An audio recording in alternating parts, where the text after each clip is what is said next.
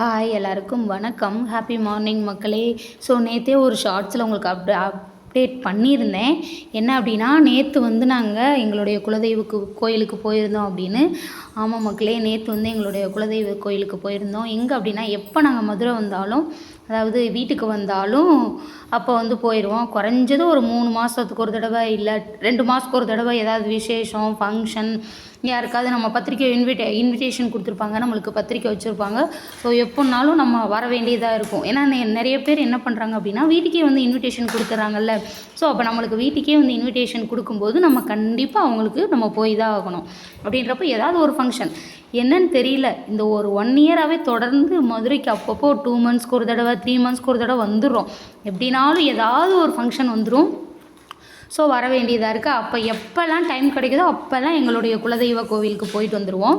So அது மாதிரி தான் தம்பி கல்யாணத்துக்கு முன்னாடி போயிருந்தோம்னு நினைக்கிறேன்.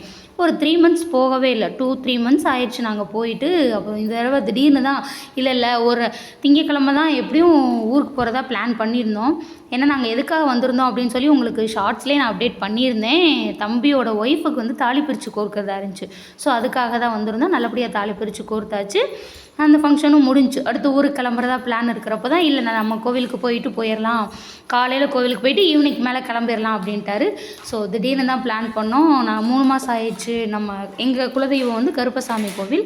ஸோ இதுதான் எங்களோட குலதெய்வம். நிறைய ஷார்ட்ஸில் பார்த்துருப்பீங்க. இந்த 1-2 இயர்ஸாகவே நான் அப்பப்போ ஷார்ட்ஸ் அப்லோட் பண்ணிட்டு தான் இருந்தேன். ஒரு தடவை விளாக் கூட போட்டிருந்தேன். ஆனால் லிமிட்டடாக தான் காமிச்சிருந்தேன். இந்த தடவையுமே அவர் எடுத்திருந்தார் நான் சாமி கும்பிடும்போது. ஸோ அந்த வீடியோ தான் இது. நல்லபடியாக எங்கள் குலதெய்வ கோவிலுக்கு வந்தாச்சு. இந்த தடவை வந்து கண்டிப்பாக பார்த்துட்டு தான் போயிடணும் அப்படின்னு சொல்லிட்டாரு. அதனால் ஏன்னா 3 மந்த்ஸ் ஆச்சு. இங்கே வந்துட்டு போனால் தான் எங்களுக்கு ஒரு பூஸ்ட்டு கிடச்ச மாதிரி இருக்கும். எப்படியாவது நம்மளுக்கு அடுத்து ஒரு 3 மந்த்ஸுக்கு நம்மளுக்கு எனர்ஜியாக இருக்கும். 3 மந்த்ஸோ 2 மந்த்ஸோ 1 மந்த்தோ எப்போல்லாம் டைம் கிடைக்குதோ அப்போல்லாம். ஏன்னா நம்ம குலதெய்வ கோவிலுக்கு போகிறதுக்கு என்ன சொல்லணும், ஃபஸ்ட்டு நம்ம குலதெய்வத்தோட அருள் இருந்தால் தான் அடுத்து நம்மளுடைய இஷ்ட தெய்வத்தோட அருள் இருக்குன்னு சொல்லுவாங்க. ஸோ நம்மளை வாழ வைக்கிற தெய்வம் நம்மளுக்குன்னு சொல்லக்கூடிய ஒரு குலதெய்வம். அதனால் நம்ம எல்லாருமே, நம்மளுன்னு இல்லை, எல்லாருமே அவரவங்க குலதெய்வத்தை வழிபட்டுட்டு நல்லபடியாக அவரவங்களோட அந்த அருளோட, குலதெய்வத்தோட அருளோட இஷ்ட தெய்வத்தை வணங்குங்க. உண்மையாகவே நல்லது நடக்கும். ரொம்பவும் நல்லாவும் இருப்பீங்க. ஸோ எல்லாருக்கும் கருப்பசாமியோட அருள் கிடைக்கட்டும் நானும் வேண்டிக்கிறேன். நீங்களும் வேண்டிக்கோங்க. நாங்களும் நல்லபடியாக சாமி கும்பிட்டோம். வந்து நேற்று வேற முகூர்த்தம் போல் எல்லாமே ரேட்டு கூடையாக தான் இருந்துச்சு. கொஞ்சம் ரஷ்ஷாகவும் இருந்துச்சு. எங்கள் கோவில் வந்து இப்படி தான் இருக்கும். ஸோ எந்தவித கஜ அந்த மாதிரிலாம் எதுவும் இருக்காது. ஒரு இதில் தான் தனியாக இந்த மாதிரி தான் இருக்கும். இன்னும் நல்லா கட்டலை. ஸோ கட்டுனாங்க அப்படின்னா சூப்பராக இருக்கும். எங்களோட குலதெய்வத்தோட அருளால் அதுவும் சீக்கிரம் நடந்தால் எனக்கு ரொம்ப சந்தோஷம். எனக்கு ரொம்ப ஒரு வேண்டுகோள் என்ன அப்படின்னா, அந்த கோவில் நிறைய நல்லா கட்டணும். ஸோ அந்த மாதிரி கட்டினா தான் எனக்கு ரொம்ப சூப்பராக இருக்கும். எனக்கு ரொம்ப பிடிச்சிருக்கும். ஸோ அது சீக்கிரம் நடக்கட்டும் கருப்பசாமி அருளோட நானும் வேண்டிக்கிறேன். எப்போ இங்கே வந்து கும்பிட்டு போனாலும் மனசு திருப்தியாக இருக்குங்க. ஏனே தெரியல. என்ன தான் நடந்தாலும், எவ்வளோ தான் கஷ்டம் இருந்தாலும், மனசில் சோகம் இருந்தாலும், வந்து ஒரு தடவை கருப்பசாமியை பார்த்துட்டு நான் எப்போ வேண்ட ஆரம்பித்தோனோ மனசார, அப்போ இருந்து உண்மையாகவே ரொம்ப நல்லா இருக்குது.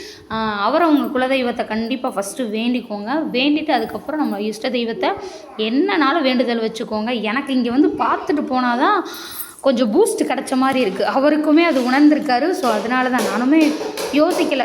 சரி இந்த தடவை டைம் இல்லைங்க, நெக்ஸ்ட் டைம் போய்க்கலாம் அப்படின்னு நினச்சேன். இல்லை ஒரு தடவை போயிட்டு வந்துடலாம் அப்படின்னு சொல்லிட்டாரு. காலையில் தானே, நம்ம காலையில் போய் பார்த்துட்டு வந்துடலாம், அதுக்கப்புறம் மதியத்துக்கு மேலே ஊருக்கு கிளம்பிக்கலாம் அப்படின்ட்டாரு. இது வந்து நேற்று தான்.